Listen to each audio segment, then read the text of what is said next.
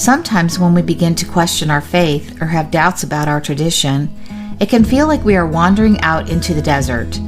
When we take a step back and honestly evaluate organized religion in the 21st century, many times it doesn't make any sense.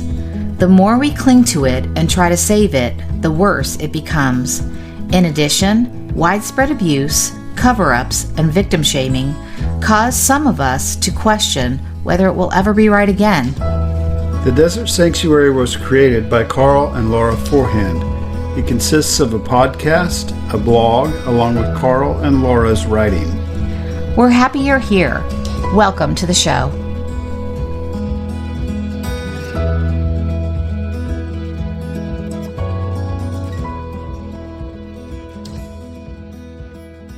Hi, welcome to the Desert Sanctuary. I'm Laura Forehand, one of your co-hosts. I'm here with Karl Forehand, and before I kick it over to you, I've just been really impressed with all of the female guests that we've had on over the last couple of months, and today is going to be no exception. I'm really excited about this interview. I agree with you. Yes. And I think Ashley might know a few of the people that we've interviewed. I think it's kind of how we came to know her. Her story is very interesting, and we'll have a good time. Remember, the book is still out there. It went back up to regular price. Unfortunately, eventually they figured it out and went back up to regular price. We'd like to give it away forever. We are doing a fundraiser end of the year for the Desert Sanctuary to help with things like that. So we can mark the books down, and so we can also have the Leaning Forward conference for free for people that can't afford it and so on. But we want to get onto this interview. I think this is going to be fun. So let's do that. Yeah. So today we have Ashley Easter on the podcast with us, and she is a cult survivor turned survivor advocate. She is the founder of Courage 365, a nonprofit for abuse survivors, especially those abused in faith contexts, and a television producer focused on highlighting stories of meaning and mission. She is also an intuition life coach specializing in helping women take back their power and confidently make decisions for themselves. Welcome to the podcast, Ashley. We're grateful to have you here today. Thank you so much. I've been looking forward to this. We have too. So like I said, we have some mutual friends and so on, but can you tell us a brief version of whatever part of your story you want to tell? Just kind of lead us in, and then we'll go from there. Yes. So I grew up in a very cult-like environment. I'm not sure if your listeners are familiar with the Quiverful movement or the stay-at-home daughter movement, but it's a very patriarchal sector. You find it a lot in independent fundamentalist Baptist church environments. A close pop culture example would be like the Duggars, 19 Kids and Counting. We didn't have to wear the long skirts, but I believe my mom did in her childhood. So kind of like second generation in all this. And also part of the homeschooling movement, which can be great for a lot of people, but it can also be used as a tool for isolation and control and particular forms of indoctrination. And that was my experience with homeschooling. So mainly my community was my very fundamentalist church, and then a few homeschooling families. So many ideas about women needing to be submissive to men and just very strict purity culture ideas, lots of odd, strange things like not allowed to go to the movie theater, because nobody knows what you could be going in there to see. Want to keep from the appearance of even evil. But I was also a stay-at-home daughter, and that is basically this idea of, if adult married women are supposed to submit to their husbands and everything, what do we do with adult unmarried women? We just can't have them running around not submitting to anybody. That would be a travesty. So let's have them stay at home, submit to their fathers until they're given away in marriage to a man to submit to for the rest of their life. And even as a 21, 22-year-old, my dad was still trying to control so many parts of my life, from my clothing to my relationships. And I think I mentioned the word quiverful. And if people are familiar with the Duggars, like I said, that's a good pop culture example. But sort of the ideology behind it is they take this verse out of the book of Psalms, really out of context, I think, but it says something to the effect of, blessed is the man whose quiver is full of them, meaning children. And they want you to have as many children as possible so you can fill your quiver with quote unquote arrows. Children are like arrows in a mighty man's quiver. Blessed is a man whose quiver is full of them. And then to shoot those children out like arrows into the world, to sink into all the major sectors of society, to dominate the world through overpopulation and our patriarchal message. So classic cult stuff. I unsurprisingly experienced multiple forms of abuse there. I started changing ideologically at 21, but my actual physical escape was when I was 22, when I got married to my now husband, Will Easter, who is the love of my life. He's my hero. He's given me a safe place to grow. He's always treated me as an equal, even while still introducing me to the real world, after the cult. And, from there, I started writing about my experiences and getting these responses from people who had abusive experiences in faith contexts. And they were all saying pretty much the same thing, but they felt alone. I knew they weren't alone because I was hearing the same story over and over. And so in 2016, we started the Courage Conference for survivors. Most of the survivors have been those who've experienced abuse in faith context or have been mistreated when they disclosed abuse in faith context. And then in 2020, we became officially our own nonprofit. Previously, we were a project under another one.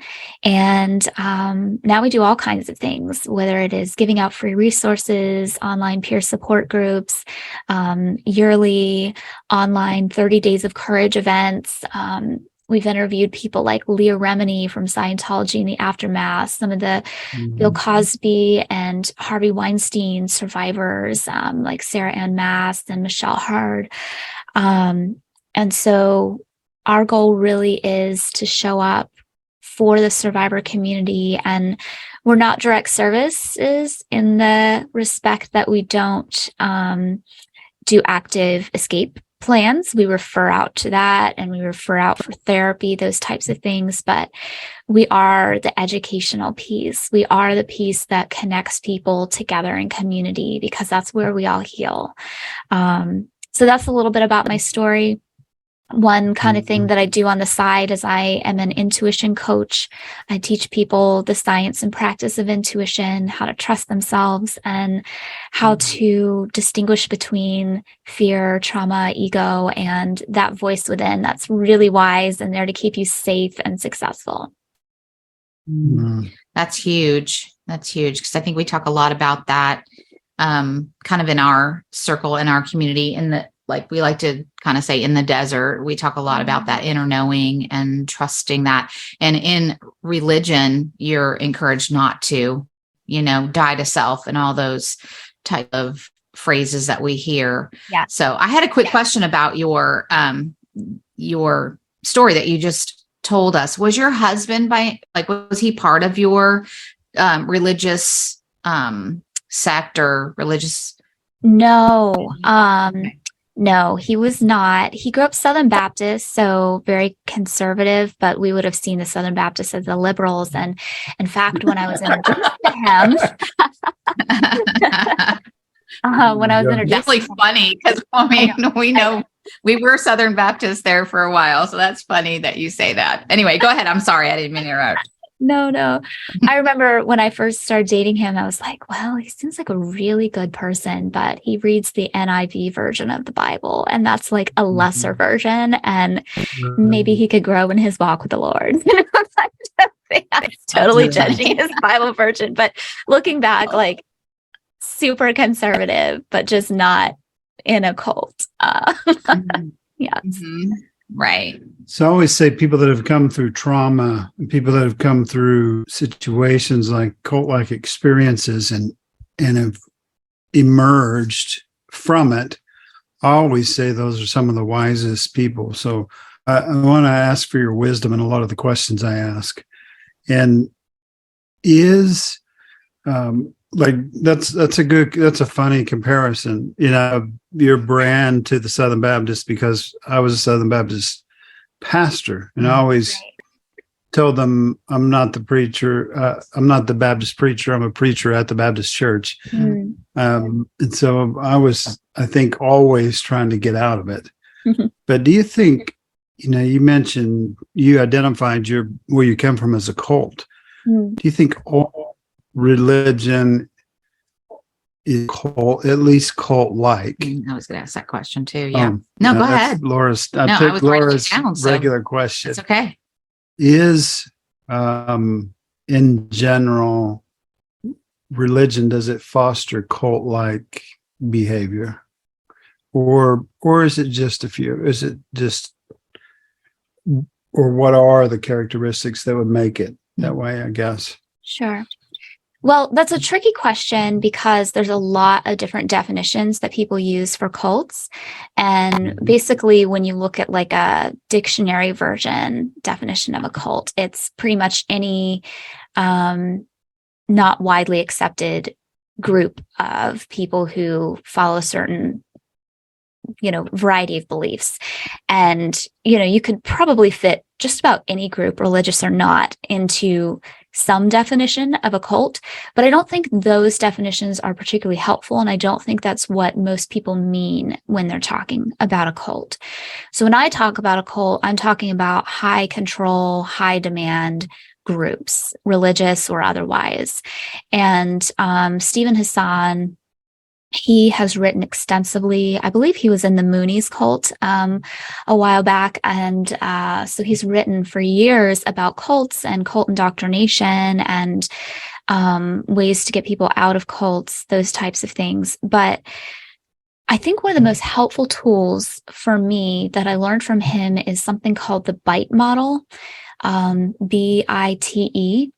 And it is basically a checklist of different things. Each of the letters stand for a different category of control. And while you might experience in pretty much any environment one or two of those things, but if you experience a lot of the types of control listed under each, which I'll go over in a minute, each category, then you're probably in a cult. So the first letter is B, and it stands for behavioral control. So is this group controlling how you behave? Is it controlling what you do, what you're not allowed to do? And again, it kind of goes into a bunch of different, probably like 20 different examples of what that could look like. Then there's I, and that is information control. And what we see in a lot of high control groups, what we see in cults, is that they only want you to see certain types of information. And I believe cults exist on a spectrum. So you have the Jim Jones, drink the Kool-Aid kind of cults. But then I also think you have ones that maybe are not death cults, but are extremely toxic and difficult. So I do think all of this exists on a spectrum. But information control, it could be things like not allowing you access to the internet or not allowing you to read other opinions. I know for me, questions were encouraged to the extent that I was then satisfied with the answers that they gave me or the books that they gave me with the answers. But if I had questions that went beyond what they said from their little Answers in Genesis books or their little Ravi Zacharias type things, then that was really looked down upon. So behavior control, information control, T is thought control. So what cults try to do is they try to stop you from thinking in general. And they try to saturate your mind with their information through indoctrination. So there's a variety of ways this could look. For one, it could be, going back to the information control. Maybe you're given a certain amount of information, but you're expected to digest it constantly all the time. You're there Sunday morning, Sunday night, Wednesday night, Bible study on Tuesday. You've got, all these different activities. So where it takes up all your time, that all of your thinking is devoted to really consuming somebody else's thoughts in a particular perspective. And if you have thoughts, if you have questions, and you're not satisfied with the answers that they give you from within their indoctrination, then that's going to be something that's a problem. So behavioral control, information control, thought control, and the last one is E, emotional control. So this could be emotional blackmail. This could be causing you to confess your sins in a circle so they can then use them against you. It could be, oh, you're not feeling good today. Well, that's because you didn't read your Bible enough, or that's because your walk with the Lord is off track. There's so many different ways it could look like, but even in most relationships, we may have experienced an element of control here or there, but it doesn't rise to the level of a cult until you kind of compound and stack these things on top of each other. The other thing to notice is that abuse, and cults are abusive, they are always motivated by a lust for power and control. So sometimes people will have a belief that I would say is wrong, is maybe even a fringe belief, maybe is even unhelpful belief, but they're not trying to control you with that belief. And that's a difference. Somebody can be wrong, somebody can be passionately wrong, but if they're not trying to control you and force you to keep that same belief or act and behave a certain way, then that's in a different category. So to go back to your original question, I don't think every religious group is a cult. I think that it's very easy for religious groups to become cults. The same way I think it's very easy for soul cycle groups to become cults. The same way I think it's very easy for political parties to have PACs that become cults. It's not just a religious thing, but it is about the power and control aspect. But yes, I do think there's an added level of concern, because when people start attributing, I got this message from God, or this information and way of belief is from God, who could throw you into hell, who is supposed to be the creator of everything that is, it's an easy grab to be able to say, you're not listening to me, you're listening to God. So I think there are particular vulnerabilities to religions, but I don't think that they're all necessarily cults. Okay. So I guess on my question, well, first of all, let me say, we know there's parts of your story that you can't tell, or whatever, but we want you to know that we hear your story and we believe your story. And we think that's one of the most important parts of healing, is that I've said, we shouldn't have spent much time listening to sermons. We should have been listening to each other. And telling our stories. Laura always says they're sacred. And so we appreciate you sharing your story with us. Thank you.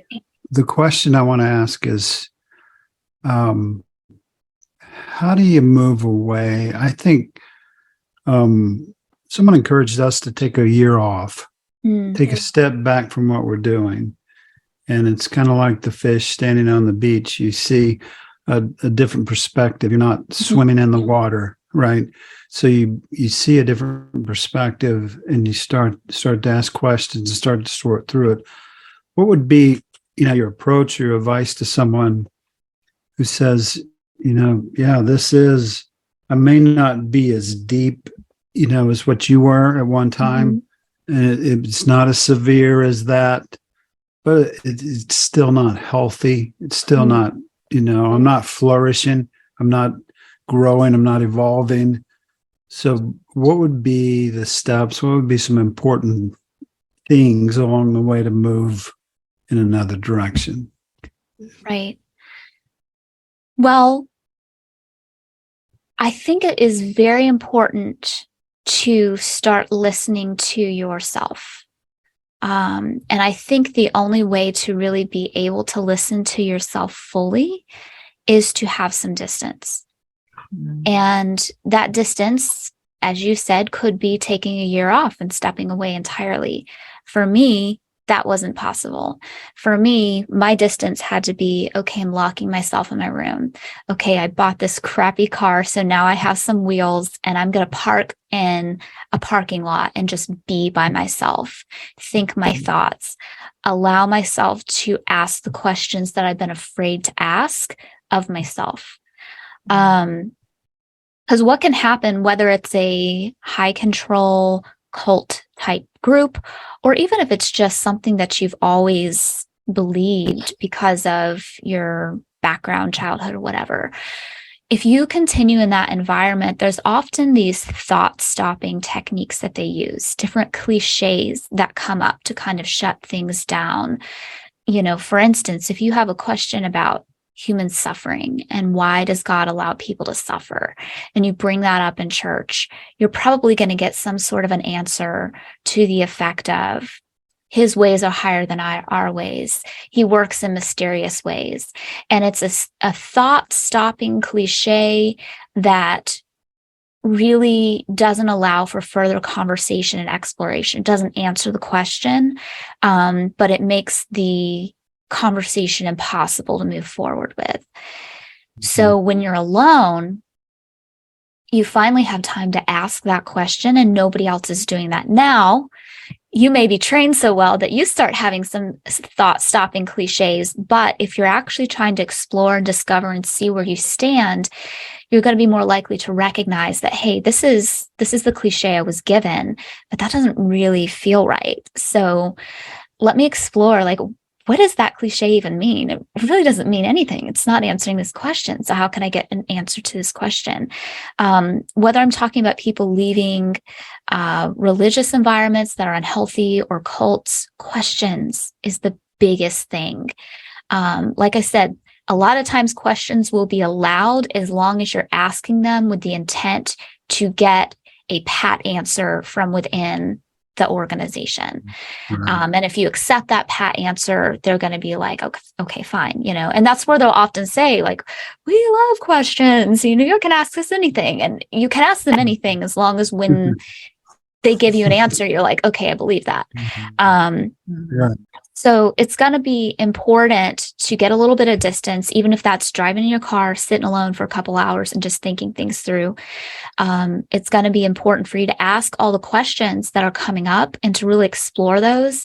I would not be here free today if it was not for the internet. Use the internet, people. Like, Google your question. And even if you don't find the answer, you'll find different people's types of answers. You're not the first one that came up with that question. So see what the other thoughts are out there. And that's going to stimulate you to think differently. Maybe you don't settle on an answer, but the fact that you're opening yourself up to new information is going to give you new possibilities, new perspective. And from that place, you're going to be able to better evaluate, is this group I'm with, is this church that I'm with, are they encouraging my curiosity and discovery of the truth? Or are they really trying to keep me from whatever the truth is? Mm-hmm. Yeah. That's a really good point. I just felt that when you talk about being in your car. We often say, you know, become comfortable with solitude. And we also, you know, just talk about that fact that it's, you know, learning to trust yourself is so hard because we were taught that you can't trust yourself and you're wicked, and, you know, your heart is deceitfully wicked, and you, but learning to trust yourself. Yeah. So how do you do that? Like, when you have that messaging, you know what I mean? I think that was one of the, and we weren't like in a cult, Sort of. well, you know, I mean, based on the definition, which that made a lot of sense to me. And I'm glad you went through that, that BITE, acronym for us. Yeah.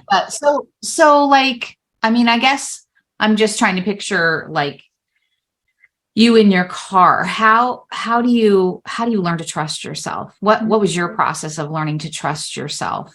I mean, especially with so much, like, in a cult, like your indoctrination, your control, it's a lot. It's all around you. Like when you were talking about the thought control, like that probably, it wasn't just church on Sunday, church Sunday night, Wednesday, Bible study. It was probably a homeschool indoctrination as well. I could be wrong. Correct me if I'm wrong, but I'm guessing like homeschool was also kind of a, thought machine, what we want you to think, so again, it's reinforcing where you're getting your other information. So how do you pull yourself out of that in your solitude? So I am a strong believer in intuition, and I believe that everybody has intuition. Different people call it different things. They call it the Holy Spirit. They call it angels. They call it God. They call it Jesus. They call it, there's so many. In every culture you look at, there's a word for spirit, or a word for intuition. And I really don't care what the hell people call it, as long as they listen to it, and as long as they don't tell other people they don't have access to it, because everybody does. And I won't get into the science of it right now, but I think most people who are at a spot where they're trying to question everything, it's probably for a reason. You've probably realized there's some cognitive dissonance. You've probably realized something feels off. Maybe something happened to you or somebody that you love, but something stops making sense. And the answers you're getting don't make sense. And so you have this fear that comes up of like, whoa, why doesn't this make sense? Why can't I fit this in here? And a lot of times people desperately try to make it fit. And the more you do, the more uncomfortable it is. And so when you get alone and you can finally be honest with yourself and be like, you know what? I can't make this thing make sense. I can't make what the pastor did to this person. I can't find a way to use the language and the cliches that they've given me to have a satisfactory answer. And here's some other thoughts that are kind of bubbling up a little bit. Some things that I feel something's off. I feel something's wrong. And when you can start to notice kind of the two voices in your head, one is like the voice of what you've been told and what you've been trained to think. And then the other is this voice that is very different. So the difference between intuition and fear, ego, trauma, indoctrination, that is all going to come from a place of fear. It's going to be staying safe, playing small, keeping in your comfort zone. It's going to be about how can you stay alive in this moment or not rejected by the group, which your brain thinks you're still with the saber-toothed tigers and you need your group to survive. It's going to be a lot of hyper energy. It's going to be a lot of strong emotion or strong desire.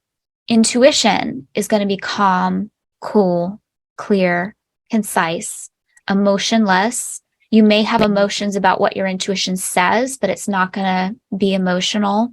You may have fear about what your intuition says, but it's not going to use fear. It's going to be getting you outside your comfort zone. It's going to be probably a little nerve-wracking in the sense that like it's calling you to something that is unknown to you. But when you feel that, if you let that curiosity and that enticing voice, if you start to listen to it, it's incredibly wise. Science is showing how much smarter your intuition is than your logical thoughts, which tend to not be that logical at the end of the day. But knowing the difference between those two voices is really, really powerful. The other thing that I would say to people, you mentioned the verse about the heart is desperately wicked, who can know it, we're easily deceived, all that stuff. I don't find that I need or find that verse useful in the way that I did growing up in church. But if you were going to use that verse and you wanted it to be useful, I think the best way to interpret it would be the ego is desperately wicked. It's easily deceived. Who can know it? And the ego is the part of you that I don't think is always bad or wrong. It just has lack of perspective, fear, trauma, those things. And it should be listened to sometimes. Like if you see a bear jump out at you in the woods and your ego like, run, pay attention to that. But if you hear a crack in the woods and there's no bear and your ego still says run, that's probably when you should listen to your intuition, which is like, girl, you're fine. So what I would look at that verse is like, it's talking about giving into unreasonable fears that could control your life in a way that's going to keep you from the truth, that's going to keep you from living an expansive life based in love. I think that is what is deceptive. I think that is the thing that is easily deceived. Intuition, on the other hand, it doesn't show up that way. It's not destructive. It's not something that can deceive you. It's actually very much based in knowledge and information that we just don't always realize we have because it's in the subconscious mind. So that's sort of how I would tell the difference between those two, and also how I would interpret that verse if somebody still finds that verse to be useful. I don't think it's talking about intuition or listening to your heart in the way we use those terms. I think it's about like fear. Yeah, the logos, the word of God, the Greek word is the logic. It's very much around that type of thought of it makes sense. Especially deep inside me when I'm not in a fight or flight mode, but when I'm at peace with myself and I'm in solitude, it needs to make sense. And right. Yeah, we just we use too many platitudes and ways to bypass all of that. Mike's thought, Laura may have a question also, but once you go inside and to find that peace, there's something else you find there also, and that is some people would call it shadow. You could call it darkness, I guess. There's a lot of things we attach to that, and even the word shadow, we might attach negative to it. But what do you do when you find the things you've been stuffing down?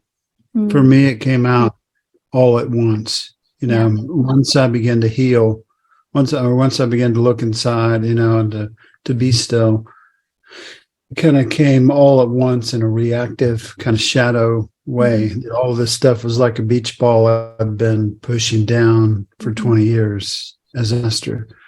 Yeah. And it came out. So what do you do with things like, what do you counsel people to do when you get there? Because in my estimation, it's not a bad thing. It's part of the journey. It's part of growing and healing. But how do you talk about things like that? Sure. Yeah, there's a lot of different words people use for it. And I know it's an old term, but it's a term that has been popping up a lot. I see it on like every single Instagram graphic that's out there, but it's like shadow work. And I don't dislike the term. I think Carl Jung came up with it a while back, but it's sort of a buzzword now.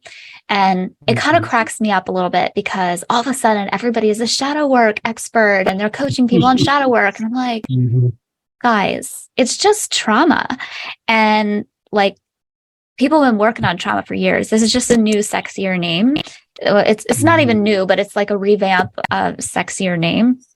And so there's like big T trauma where it could be complex trauma that or chronic trauma that lasts for a long time, and you have the post-traumatic stress disorder syndrome with it. It could be smaller things that maybe are not complex or chronic, but are traumatic nonetheless, things that maybe you can work through a little bit easier. But I do think that's what most of that is. I think there's a mix of questioning, like, why was I lied to? And so there can be some grief in there. So there's that piece. But then I think a lot of the stuff that comes up is like, well, I'm not only grieving the loss of my community now I'm realizing that I was traumatized by some of the things that they did or said to me. And so I think those things have to be treated a little bit differently. I think depending on the degree of the trauma, therapy is really important. There are different modalities of therapy. You have the traditional talk therapy, but I'm hearing a lot of good stuff about EMDR. I'm certified in EFT tapping, which is a close cousin of that. I've even heard of sort of a newer therapy that I've heard some good things. I think it's called rapid resolution therapy, but there's multiple therapeutic tools that can be used to help. And it's not about forgetting what happened, but it's about releasing some of the emotion around it so that it doesn't overtake your life and continue to cause you discomfort forever. So I think that has to be addressed with, depending on the severity of it, probably by a professional. And then the grieving part, I think there are grief coaches and grief professionals. That one, depending on the degree of grief, might be able to be taken care of on your own. But realizing and educating yourself on the 5 or 7 stages of grief, and that you may go through the denial, the anger, and, finally at the end, acceptance. But I think realizing that those things are there, that they're serious, and giving them names that can actually be diagnosable, I suppose. Like, not that I'm trying to give people a bunch of diagnostic labels, but more so like, if you can put it into a category and name what it is, then you can reach out for help for that thing. But if you never really give it a name, then it can be hard to find somebody to help you with that and get support through it. You use the word integration. What's that? Use the word integration. Integration. It was not, you said not getting rid of that necessarily, but finding it where I'm not reacting to it. I'm responding, and somehow I can, that part of me that's, alerting me that something's wrong can be integrated into my life. What is the question that keeps coming up for me is, what is a healthy community? What does that look like? Because our biggest pushback when we start talking about the issues with organized religion is, what do I do about community? Yeah. And I can say, I've got plenty of community, I've got good community now that I really didn't have before, that I thought I had. What's good community look like? What does great community look like? Well, I think we have to set expectations for ourselves of what we want out of community, because I think we have been told what community looks like, and we just assume, because it halfway kind of sort of fills a need, that is what we actually desire. And so kind of thoughts around that is, it needs to be a ton of people. It needs to be something that meets regularly. It needs to be something that we all have a shared interest in. It needs to be something where somebody is kind of like a hierarchical person in the system to make it keep running. I think there's a lot of ideas about what community is supposed to be. And I think we need to get honest about ourselves, about what parts we actually want in our life. Different people come up with different answers, and that's okay. But for me, I want, as an extrovert, I want to be able to interact with a variety of different people in different places where I don't feel like they are trying to control me, or I'm trying to control them, where it's mutually beneficial, where there's really no strings attached, and where we would just, from the kindness of our hearts, want to help, serve, and show up for people in time of need. But it's not something where I'm obligated to. So that's sort of like an outer circle kind of thing that I like. And I found that in a variety of different ways, whether that is starting the Courage Conference for abuse survivors and meeting people, whether that is my online community that I've met with, whether that is just kind of going to a bar with my husband and, oh, there's a couple over there, we should talk to them, kind of thing. Like I enjoy that sort of thing.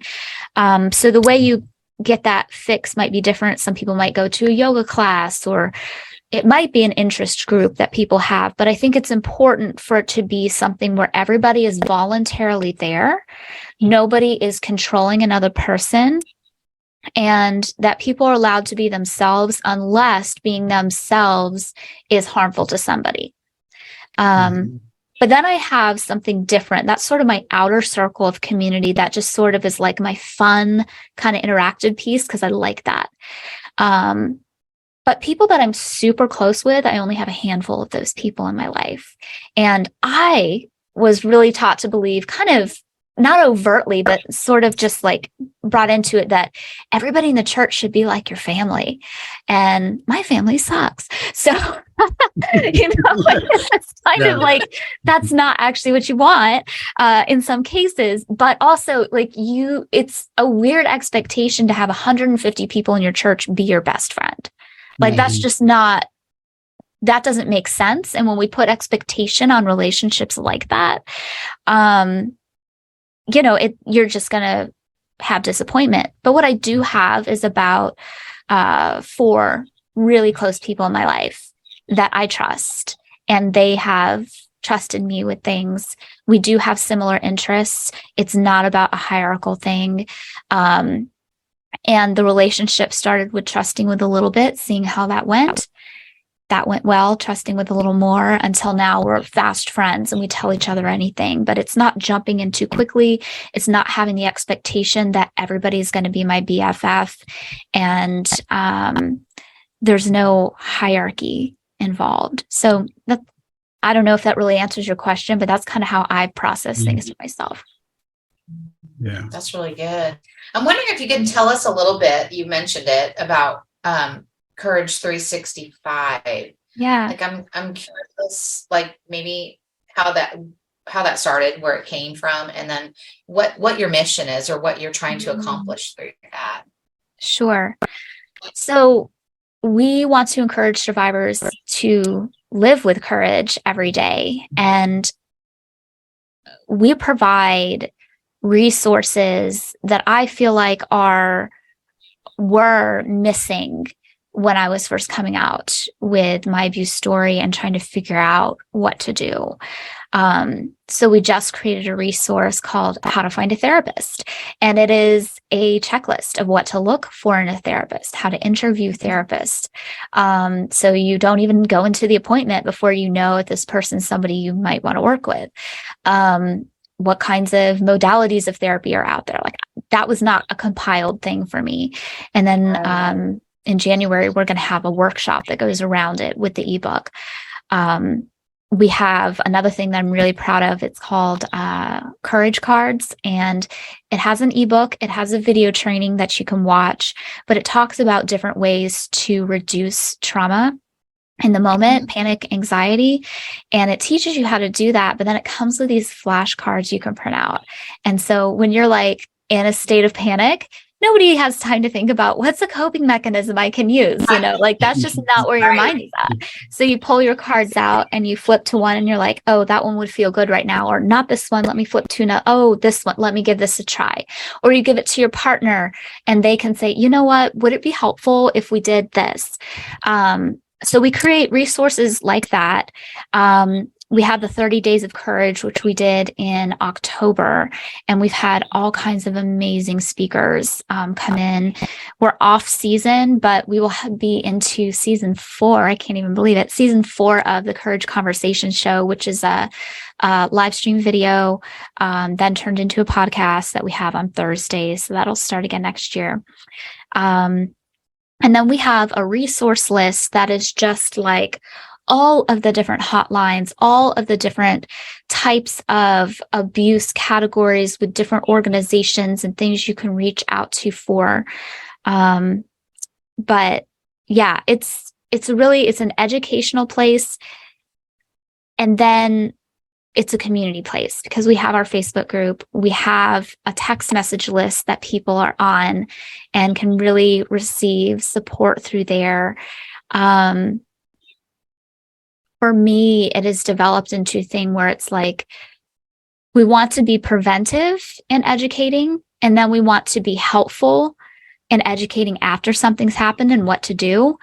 And then we want to build that community that can be as safe as we know how to make it, which nothing's 100% safe, but as safe as we know how to make it so people don't feel alone. Right. So where can people find these resources? And is there any type of cost to them?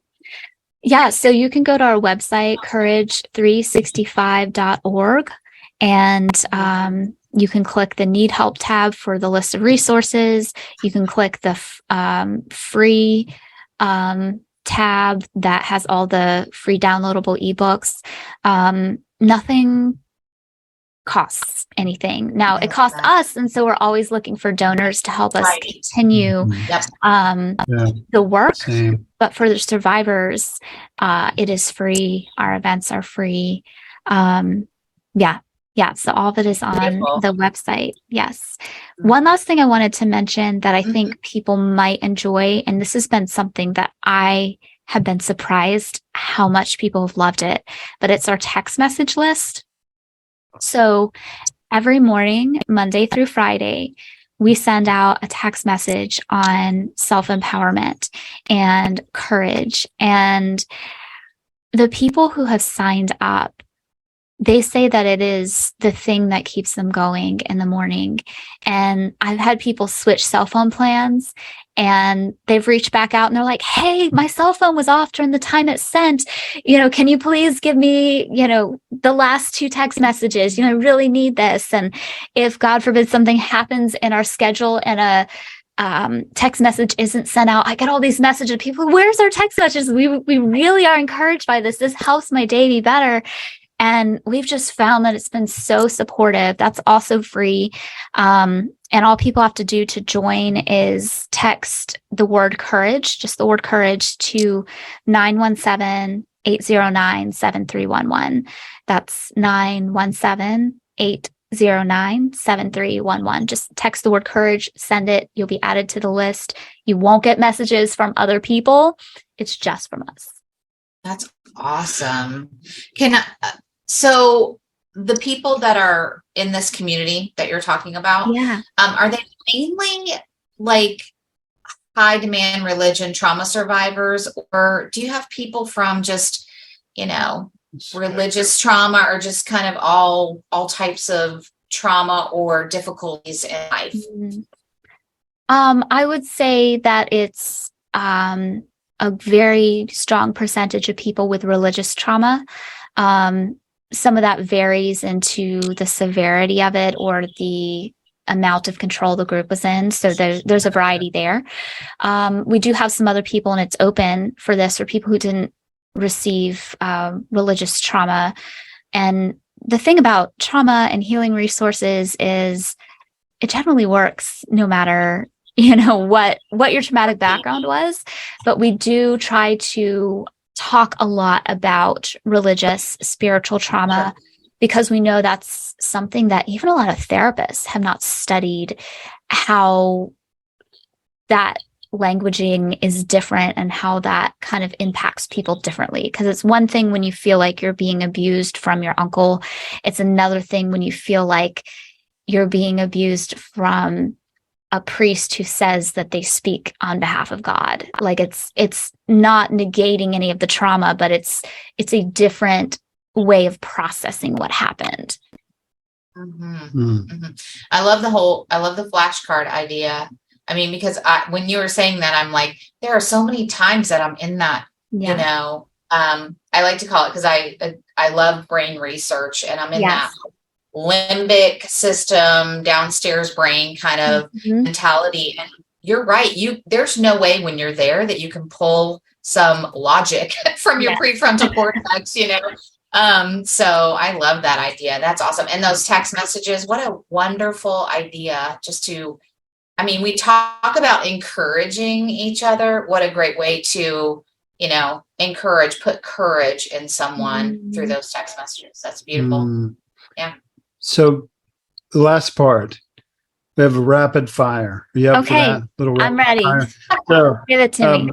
I have 5 words, and then I want to ask you one more question. Okay. But so obviously these might be shorter answers than before. Right. But I have 5 words. So the first word you've mentioned a lot. It's in your titles and so on. Is courage.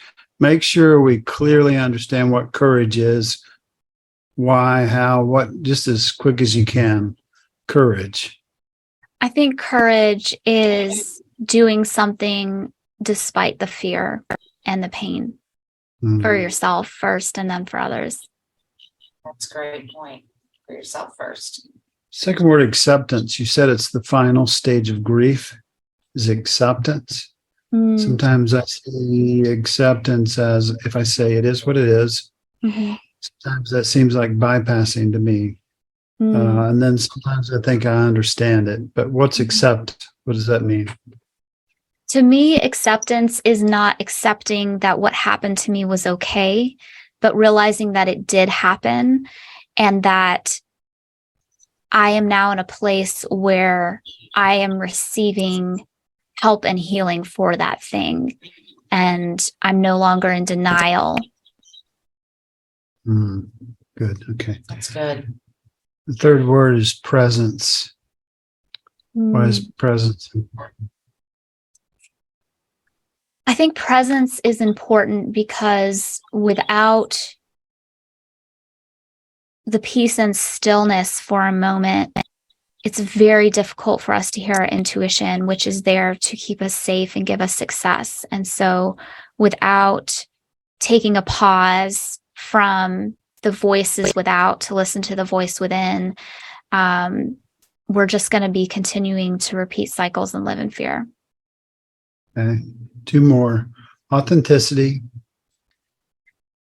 Authenticity is being your true self, though we are very multifaceted. And so you can be your true self and not show your whole self to people. So it is possible to show who you really are to one person and then show who you really are to a different person in maybe a more intimate way, still being protective of your boundaries. Right, exactly. So the last word is vulnerability. Vulnerability, I see it having 2 definitions. Vulnerability can mean a risk of being hurt, and that can be positive or negative. So a risk of being hurt in an abusive situation, it means that you don't have the power to protect yourself in that situation. That can be very scary. And it's not your fault if you're vulnerable like that. If you are vulnerable like that, you should be able to trust the people around you. I also think vulnerability can mean that you've chosen to expose the soft part of yourself to somebody that you believe is trustworthy.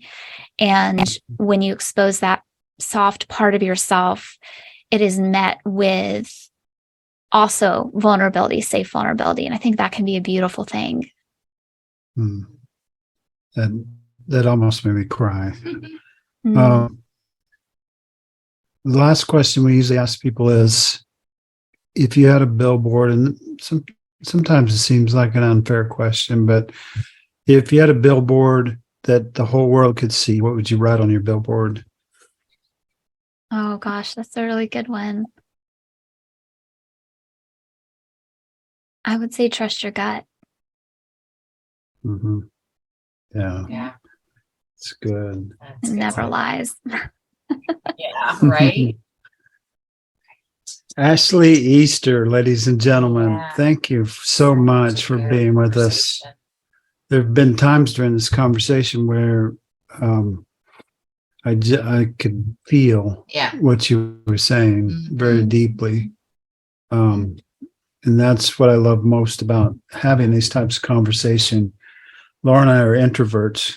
we like to be by ourselves, but the ones we've done over the last 4 or 5 years, or however long we've been doing this, are some of the most intimate and meaningful times. Just hearing people's stories, like we said, they're sacred, and yours certainly is. And we're so glad that you shared a part of that with us, to the extent that you could trust us, and we will be respectful of that. And as we share that story, we hope it does the same thing for other people. So thank you for being this. Yeah, thank you for this opportunity. I loved the questions. I find sometimes I get in ruts with interviews and it's the same questions over and over. So I really enjoyed that this was a unique conversation. And I appreciate your presence and the beautiful things that you're offering the world. Thank you. Thank you. Thank you for joining us today on the Desert Sanctuary. We hope you find who you are as you embark on your own journey. For all of us here at the Desert Sanctuary, be who you are, be where you are, and be at peace.